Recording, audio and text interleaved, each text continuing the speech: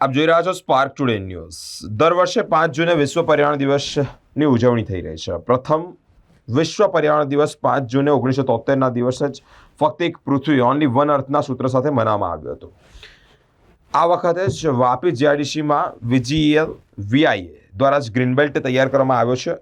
રાજ્યના નાણાપ્રધાન કનુભાઈ દેસાઈ, વીઆઈએ પ્રમુખ વીજીએલ અને ઉદ્યોગકારના હસ્તે અહીંયા ઉદ્ઘાટન પણ કરવામાં આવ્યું છે। પોકેટ ગાર્ડનમાં વૃક્ષારોપણ કરવામાં આવ્યું। અહીંયા 30,000 જેટલા વિવિધ વૃક્ષોનું વાવેતર કરવામાં આવ્યું છે। વીઆઈએના પ્રમુખ સતીશ કનુભાઈ દેસાઈ સાથે અનેક અધિકારીઓ ઉપસ્થિત રહ્યા હતા। વીઆઈએ સેક્રેટરી કલ્પેશ વોરાએ જણાવ્યું હતું કે જીઆઈડીસીમાં આંબેડકર ચોકથી વિનંતી નાકા સુધીના ગ્રીન બેલ્ટમાં 10,000 સ્ક્વેર મીટરમાં લગભગ 1,000 મોટા ઝાડનું વાવેતર કરવામાં આવ્યું છે। ફર્સ્ટ ફેઝમાં 29,000 સ્ક્વેર મીટરમાં એસબીઆઈ બેંક તરફથી સેન્ટર ઓફ એક્સિલન્સ સુધીના ગ્રીન બેલ્ટમાં પણ વિવિધ પ્રકારના 4,000 મોટા અને 20,000 અન્ય ઝાડનું વાવેતર કરવામાં આવ્યું છે। આ પ્રસંગે અનેક મહાનુભાવો ઉપસ્થિત રહ્યા હતા।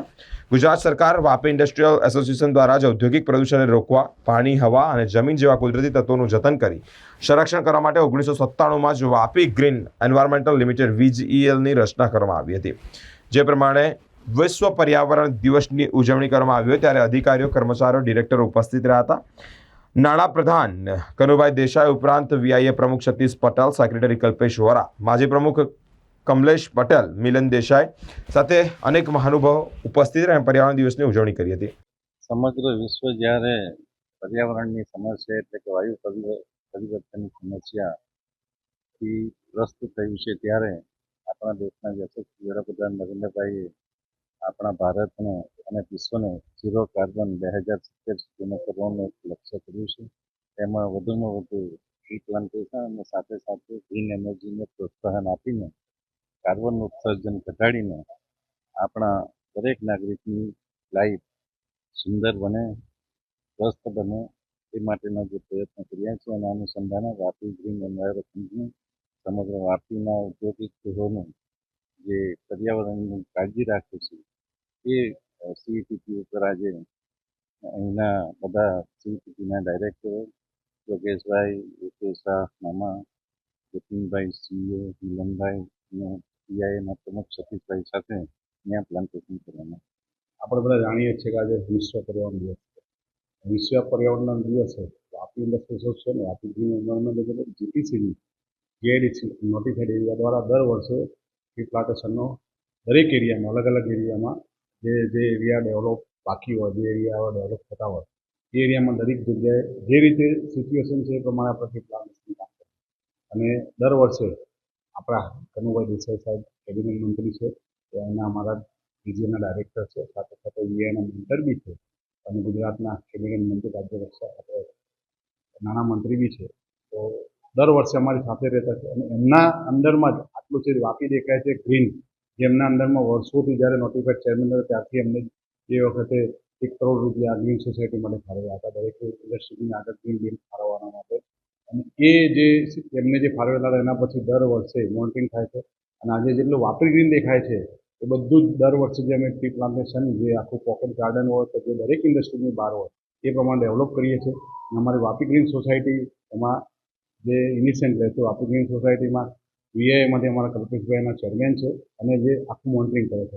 સાથે સાથે ઇન્ડસ્ટ્રીના દરેક મિત્રો બી સાથે જોડાય છે અને જે ઇન્ડસ્ટ્રીના મિત્રોની આગળ પોતાના જે આ જગ્યા છે એ લોકોને બી અમે ત્યાં બોલાવીને એ લોકોને એમ કહીએ છીએ કે તમારા એરિયામાં જે જગ્યા બાકી હોય ત્યાંથી ટ્રી પ્લાન્ટેશન કરો અને જે આજે વાપી સુંદર દેખાઈ રહ્યું છે ગ્રીનમાં, એ પ્રમાણે કહેવા જઈએ તો જેટલા વર્ષોથી અમે મહેનત કરીએ છીએ એ પ્રમાણે અમને 90% સક્સેસ અમે ગયેલા છે। આજે વિશ્વ પર્યાવરણ દિવસ 5મી જૂન 2024ના આજે આપણે 3 પોકેટ ગાર્ડનનું ઓપનિંગ કનુભાઈ સાહેબના હસ્તે કરાયું છે અને હર હંમેશ દર વર્ષ જે આપણે કરતા હોઈએ છીએ આ પર્યાવરણના દિવસે અને એની પછી આખા વર્ષ દરમિયાન એની જાળવણી અને સાચવણી જે આપણે કરવાની હોય છે એ પ્રમાણે અમારી ગ્રીન સોસાયટીનું નોટિફાઈડ સાથેનું એમઓયુ પણ છે। અને આજે જે પોકેટ ગાર્ડનની ખાસ આપણે વાત કરીએ તો એક આંબેડકર ચોકથી વિનંતી નાકા, જે અત્યારે સાહેબના હસ્તે આખું એક કોન્ક્રીટ રોડનું આખું એક બેગામ આપણે કેવી રીતે ચારસથી લઈને બેગામ રોડ પર આખું જે કોન્ક્રીટ રોડ બન્યા છે એની આજુબાજુમાં આપણે આ ગ્રીનનું આજે વાવેતર પ્લાન્ટનું કર્યું છે। લગભગ પહેલો પેચ જે આજે આપણે કર્યો 10,000 સ્ક્વેર મીટરનો છે અને એમાં 1,000 મોટા ઝાડ છે, જેમાં મહોગની, બોરસલ્લી, લીમડો કે જે ખાસ કરીને આપણા આ એસ્ટેટ માટે કે જે કાર્બન ડાયોક્સાઇડને ઓક્સિજનમાં વધારે કન્વર્ટ કરે અને ખાસ કરીને એવા જ ઝાડને આપણે વાવેતર કરીએ છીએ. સાથે આપણા એસ્થેટિક અને સારા બી લાગે એના માટે બોટલ પામ પણ નાખતા હોઈએ છીએ. આરેકા પામ જે સૌથી વધારે જેમાં કે જે ઓક્સિજન આપણને આપે એવા આરેકા પામનો બી આમાં આપણે સમાવેશ કર્યો છે. એમાં 1000થી વધારે મોટા ઝાડની સમાવેશ થાય છે અને 4000 જેટલા નાના શ્રબ્સ કે નાના છોડ જેને આપણે કહેવાય એ આખા પટ્ટામાં લાગવાના છે. બીજો બેલ્ટ આપણે ફર્સ્ટ ફેઝમાં કર્યો છે કે જે આપણે SBI બેંક ઓફ બરોડાથી લઈને સેન્ટર ઓફ એક્સલન્સ સુધીનો આખો બેલ્ટ લગભગ 29,000 સ્ક્વેર મીટરથી પણ વધારેનો આ બેલ્ટ છે. અને એ બેલ્ટને બી આપણે હવે ઉદ્યોગોના માધ્યમથી GIDC નોટિફાઈડ અને એ લોકોના સહયોગથી GPCB VGLના સહયોગથી અમે આ બેલ્ટને આખો ગ્રીન કરવા જઈ રહ્યા છે. અને આ બેલ્ટમાં લગભગ 4000થી વધારે મોટા ઝાડો આવશે, બિગ ટ્રીઝ આવશે અને 20,000થી વધારે નાના મોટા શ્રબ્સ જે કહેવાય એ છે. અને આમાં પણ અમે ફ્રૂટના અમુક છે, ટ્રીઝ નાખ્યા છે, અમુક આપણે એસ્થેટિક ગરમાળો નાખ્યો છે કે જે આખો રોડ પણ સુશોભિત લાગે, સારો લાગે. અને એ રીતે બધા જ ઝાડનું આમાં અમે સમાવેશ કરીને આ 29,000 સ્ક્વેર મીટરનો પટ્ટો આજે સાહેબના હસ્તે આપણે એનું પણ આજે ખુલ્લો મુકાયો છે. સાથે સાથે CETT ઉપર અને કોમન એફ્લુએન્ટ ટ્રીટમેન્ટ પ્લાન્ટ ઉપર તો દર વર્ષે અમે કરતા જોઈએ છે અને આપણને ખબર જ છે કે કેટલો ડેન્સ અને ગ્રીન બેલ્ટ આખો CETTની અંદર છે. અને એમાં જે કોઈ જગ્યા પણ હજી બાકી હોય એમાં અમે નવું જે છે એ ઝાડનું વાવેતર દર વર્ષે કરતા હોય છે. એ જ પ્રમાણે આ વર્ષે પણ 5મી જૂને 2024ના આ ગ્લોબલ એન્વાયરમેન્ટ વિશ્વ પર્યાવરણ દિવસ નિમિત્તે CETT પર પણ અમે આ પ્લાન્ટેશનનું આયોજન કરેલું છે. બીટ પ્લાસ્ટિકનું કેમ્પેન અને awareness campaign, awareness rally, cycle rally આપણે દર વર્ષે કરતા હોઈએ છીએ. અને એમાં અમારી સાથે GPCB અને ડિશ અને બધા જ જોડાતા હોય છે.